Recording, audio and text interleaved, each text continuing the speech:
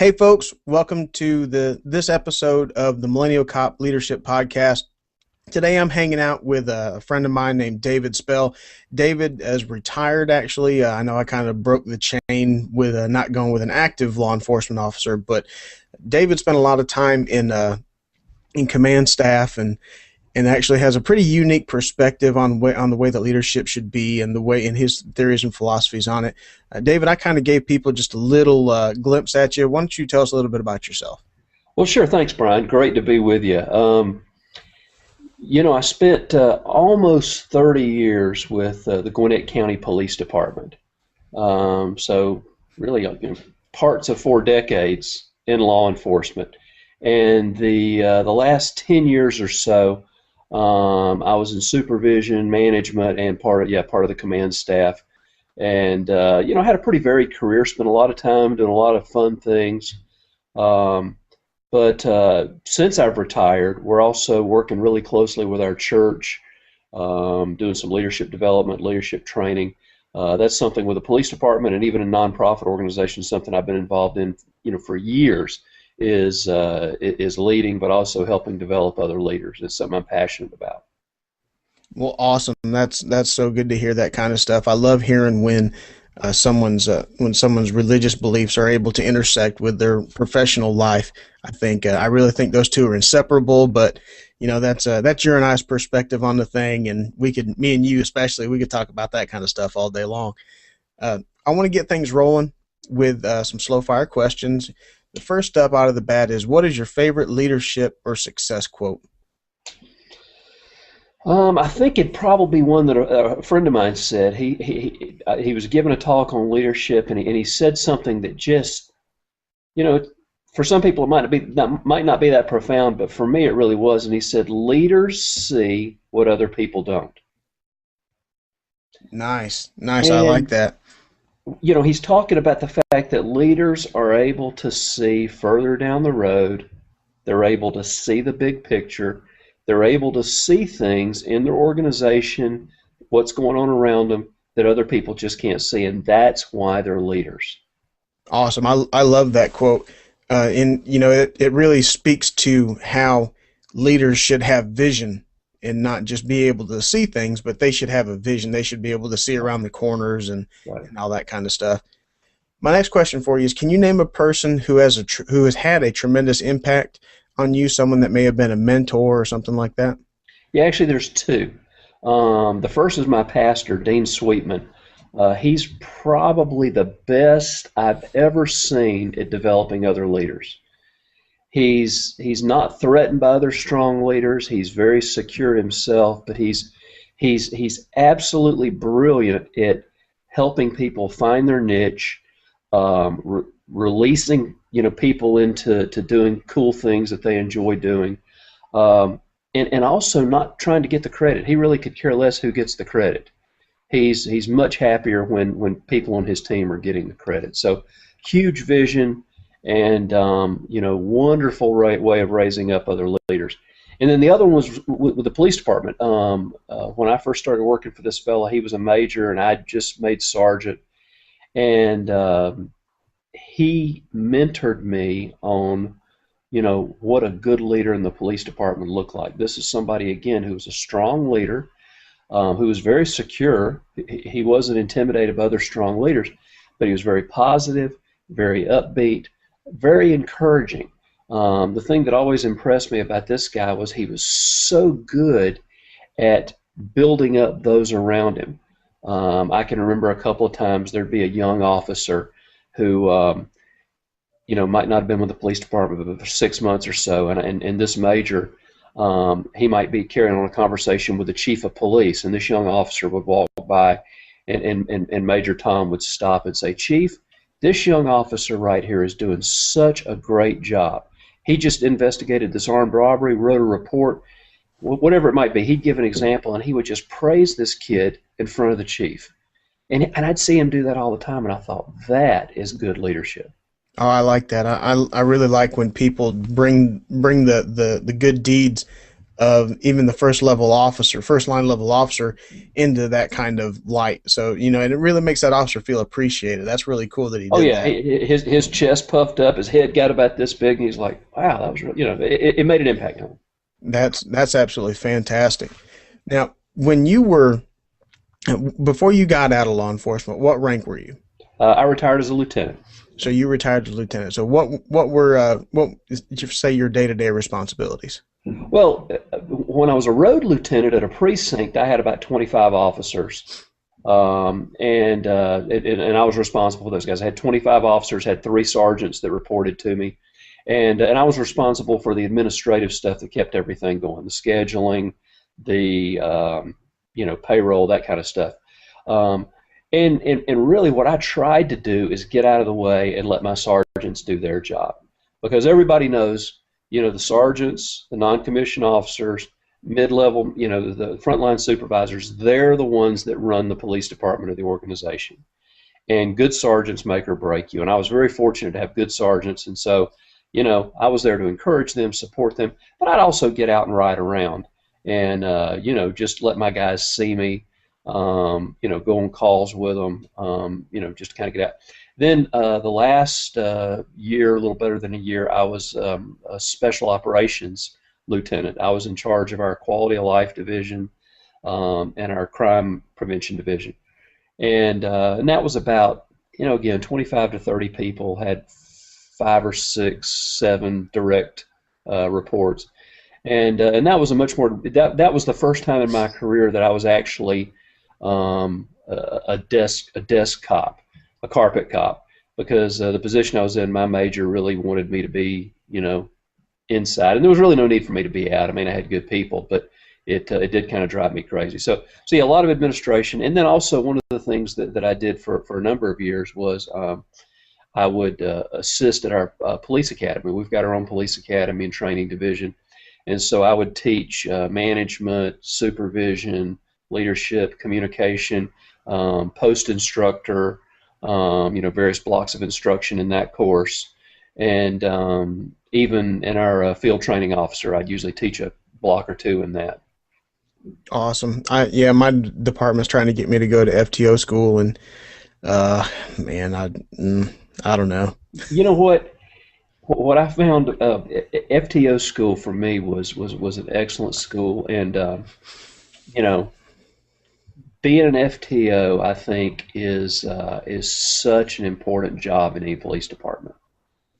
Being able to have influence on a young officer, being able to, because you're really affecting the future of the police department. Yep, I agree 100%. It concerns me that they'd allow me to have that much influence. Well, David, when you were a lieutenant, how did you encourage creative thinking within your organization? Creative thinking is one of those things that unfortunately you don't see in every organization. And even within large organizations, you may see it in one part of the organization and you might not see it in the other. And what I found was creative thinking is one of those things that thrives when people feel secure, when they feel the freedom to express their opinion, and when there's a positive atmosphere. Creative thinking is stifled when leaders basically tell their people how to think, or if somebody comes with an idea and they're immediately shot down. Yep. Right? Over and over again. Somebody comes in with an idea and it's really not even given any thought because we've never done it that way before.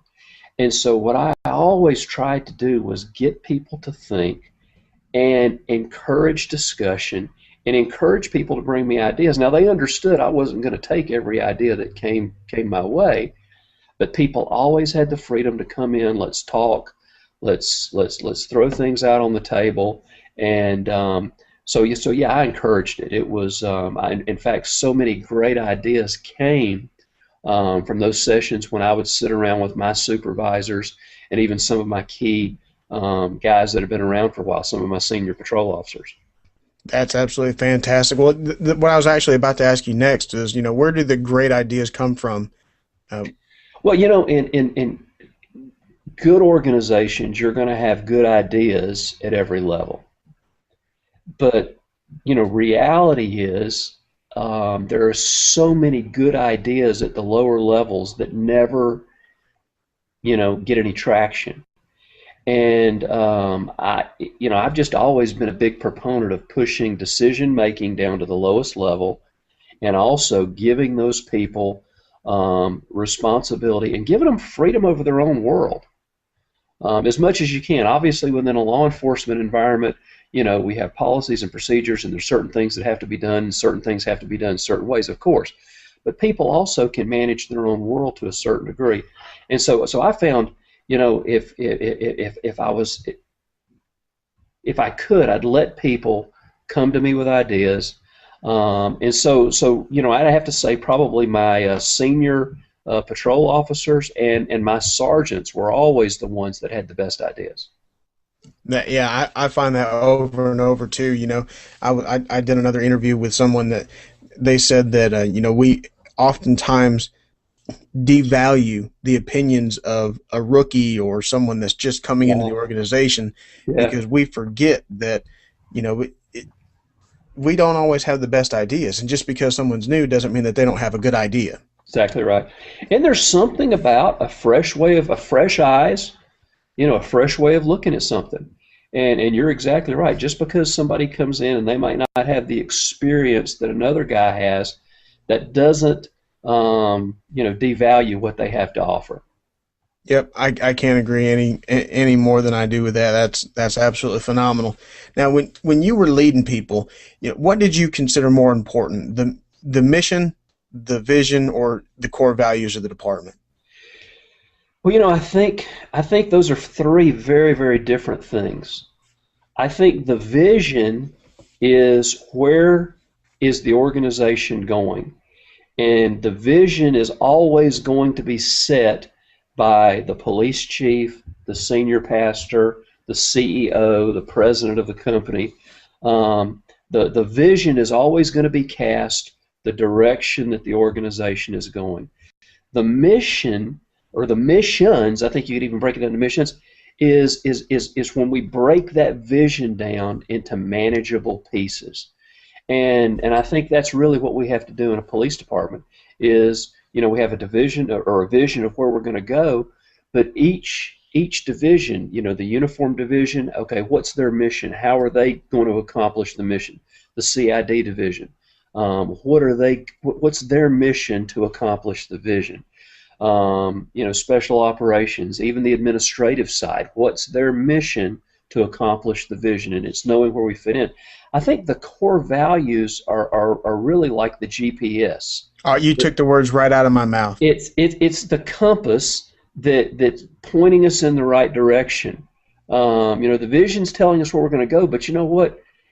Once you start moving down the road a bit, other things come your way. Financial concerns. Are they going to fund us this year? I just talked to a friend of mine, that's still active. He's actually looking to retire later this year, and they haven't had a raise in 4 or 5 years, and they're not. It wouldn't be Chris, would it? No. Oh, okay. No. But they haven't had a raise in 4 or 5 years, and so when you start, yes, we've got a vision, but once you start moving down the road, other things want to come, and they're going to shift your direction. You're going to find yourself, if you're not careful, you can get off track. And you're a Marine. I mean, you're going somewhere, and you might only be 1% off, but 10 miles down the road, that 1% is going to be so. The core values, that's the GPS that keeps us focused on what we're doing, so that we do the right thing. Not do things right, but that we do the right thing. I heard it said one time that management is doing things right and leadership is doing the right things. Yeah, good. I really like that. So when you would have the opportunity, how would you and other leaders inside the organization, how would you guys communicate the core values that the police department had? The thing about core values is, for them to really be effective, is everybody has to be on the same page, especially in leadership. And I don't know about you, but I've been in situations where, maybe serving with other sergeants or serving with other lieutenants, that maybe they had different values. And so, you're going to see their guys adopt their values. And I guess it's human nature. I'm not sure, what you do about that, but as much as possible, you've got to get everybody on the same page. And and then you live it out. You talk about it. I think vision, core values, and mission are things that constantly have to be communicated from the top down. Yep, I agree, and I think You you and have to keep reminding them. 100%. Who was, I believe Andy Stanley said that after you're tired of talking about vision, you need to do it again because the people are just now starting to get it. And that's exactly right. And you've got people, in a police department, okay, there'll be a memo come out that talks about vision or core values or mission or whatever. But you got guys on leave, you got guys on vacation, you got other guys thinking about the fight he just had with his wife. And so I think it's one of those things that constantly has to be communicated, and it's communicated in different ways. And I think the leader himself, I think, and you've been around, I've been around. I mean, you've been around good leaders, you've been around bad leaders. We all are. That's just the nature. And I've been around good police chiefs. I've been around other police chiefs that maybe weren't so good. And the good ones I find are the ones that know how to constantly, not every day, but several times throughout the year, they communicate the values, the core values, the vision, and the mission. And then they're division leaders, the assistant chiefs, the precinct commanders, or however the departments broke down, even all the way down to the watch commanders. Everybody is reiterating the same thing. That's absolutely phenomenal. That's very good. To like you were talking about, make sure everybody's on the same page with that kind of stuff. Now, when you were leading your people, what was the most important thing that you did every day? I think it's face to face with your people. And what I found was, there'd be some days and be a lot of days when you're focused on doing the things that aren't really that important. The little administrative stuff, the email that you just have to, the numbers that they want, whatever it is. And that stuff is important to your boss or to somebody else. But the most important thing is face-to-face contact with your people. And what I would try to do as a sergeant and as a lieutenant was, when I was a road lieutenant and a sergeant, is I just maybe, a couple of times a day I'd try and go on a call with one of the officers. Just to be there, let them see me, hang out with them, get to know them a little bit. If I'd see them stopped at a convenience store, I might stop in, have a cup of coffee with them, and I'd try and vary that around. When I went to special operations, I management by walking around. The old Mabwa. Yeah, exactly. Get out and walk around and, just check in on the guys. Talk to them for a few minutes. No agenda. I think what happens sometimes is we're so worried about our agenda and listen, I think sometimes it's good just to, hey, how's it going? How's the wife and kids? And just talk to people. Because when you create an environment where you care about your people, it's not hard to ask them for 100%. Right. They're going to give it to you because they know you care about them. That's absolutely fantastic. Well, we're going to move into my favorite part of the interview, and that's the lightning round. And I want to blow through these really quick because I also want to give you some time to talk about Chiratiba. Oh, sure. Now, I know I give you a hard time and I call it Chupacabra, but I want to make sure that we get some time in for that. Sure, you bet. So what I'm going to do is I'll ask you a question and then you shoot me back a mind-blowing answer. Does that sound good? Mind-blowing, all right. That's right. All right. Question 1. What is one characteristic that you believe every leader should possess? Decisiveness. Ooh, fantastic. I like that. Paralysis by analysis. Too many organizations are absolutely stymied. They're stopped because the leader can't make a decision. You got to be able to make a decision. Get input, listen to other people, but at the end of the day, make a decision and move on. Awesome. What is one behavior or trait that you've seen derail more leaders' careers? A sense of entitlement. Ooh, nice. I deserve whenever we start thinking, I deserve special perks, I deserve special privileges, I deserve to be treated differently, we're treading on very thin ice. And I think you could look, in fact, there's a fantastic book by a guy named Dr. Tim Irwin called Derailed. And he actually examined 12 CEOs of Fortune 500 companies that fell. And he examined their fall. In almost every single situation, a sense of entitlement was the thing that led to their downfall. Be interesting to do that same thing on pastors. Yeah. So next question is what is one mistake you witness leaders making more frequently than others? Not listening to their people. You know, having a conversation with somebody, but you know that leader's not there. His eyes have glazed over. He's somewhere else. I think being able to engage, talk to your people is absolutely vital. And the problem is, the higher up we go, we've got these layers of insulation, and we've got people around us that are going to tell us what we want to hear. We're not always going to hear about every problem, and we shouldn't hear about every problem. There's other people to deal with things. But I think there's something to be said for the leader at every level getting out and talking to their people. You know, not being somebody that holds up in their office, but actually gets out and talks to their people and engages. Awesome. What advice would you give someone going into leadership for the first time? Don't take yourself too seriously. Yeah. You know, because what happens is, and this is especially true for young leaders if they're supervising people that are older than them, you know, there's this fear of, well, I've got to know everything. You know, these guys are going to eat me for lunch. And they will. And they will. But what I found is the guy who's not afraid to say, you know what, I don't know, but I'll find out. Or the guy who says, look, guys, I know I'm new. I know I'm young, you know, but I want to help you guys. I want to be there for you.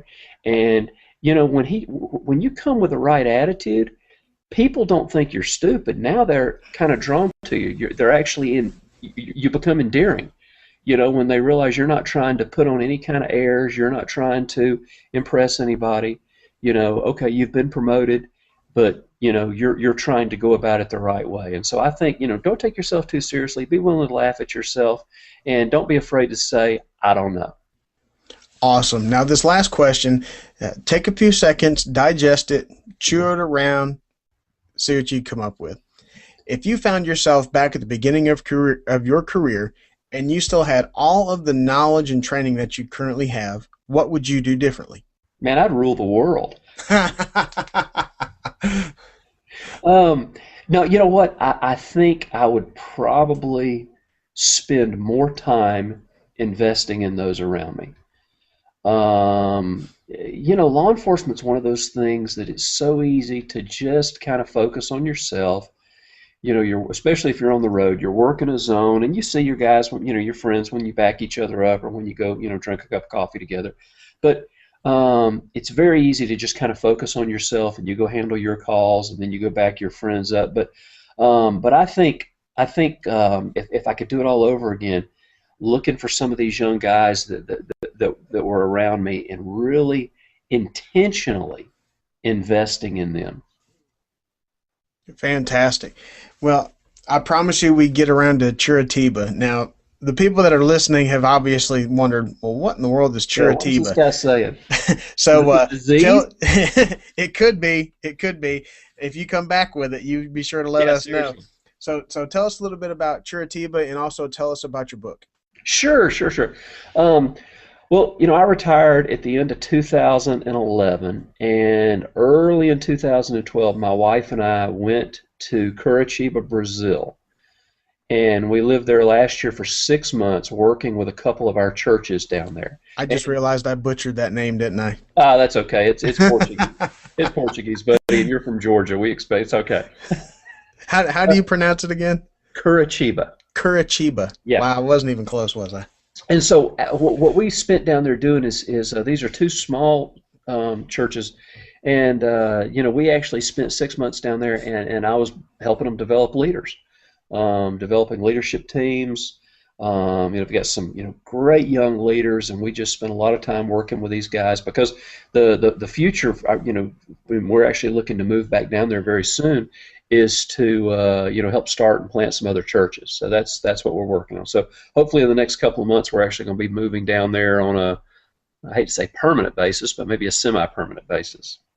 So, correct me if I'm wrong, but you've been able to use your police training to kind of help bridge that gap, kind of the culture gap down there. Tell us a little bit about that. Well, it's the thing about law enforcement is it is fascinating, and whether you're in the U.S. or another country, it is fascinating. And I've actually written a couple of books about my law enforcement career: Street Cop 1 or Street Cop, and then Street Cop 2 Reloaded. Of which I have both, by the way. Yeah, well, cool. And they're actually, you can look on my website, davidspell.com, and all my books are on there. But when I was in Brazil, the guy that we're working down there, one of the guys, he really likes to think outside the box. And we actually did some interviews where, we didn't even have like a normal church service. He actually, set up like a panel, like a TV interview in front of the church. And, we had some questions, and we took some questions from the audience, about law enforcement in America. And I basically shared stories from my career and, of course, brought my faith into it as well. But these people are absolutely fascinated. I mean, we went, most people after about an hour in church, they're ready to go home and, mm-hmm. get their lunch. But these people were so fascinated. So we actually did this a couple of times, and it went over really, really well. And there's actually the audio for one of those meetings is on my website, on the media page, davidspell.com, and then go to the media page. And it's actually from Curitiba, Brazil. So he's actually asking me the questions in Portuguese, and then I'm answering in English because I had the questions in front of me, and then he's translating it back into Portuguese. That's absolutely awesome. Yes. So tell us a little bit about leading into the 21st century. Well, like I said, I've written a few books. The latest one is called Leading into the 21st Century and Beyond, and it's a collection of my most popular blog posts on leadership. And so it's available on Kindle, and check it out. It's cheap, it's good, you'll love it. And I should be charging $20 for this book, but I think we're only charging like $3.99 or something. So check it out. And check out my blog too, davidspell.com. I write on leadership. I write on, I review some books. There's even some stuff on there about Brazil, the updates about what we're doing down there, and just all kinds of fun stuff. So definitely check it out. And subscribe to the blog while you're there. davidspell.com, and while you're there, subscribe. Please subscribe. Awesome. I love subscribers. Yeah, I love subscribers too. Absolutely. Well, David, thank you so much for taking some time and spending a little bit of time with us. And you rock, man, and thank you so much. Hey, good being with you, Brian. Talk to you next time.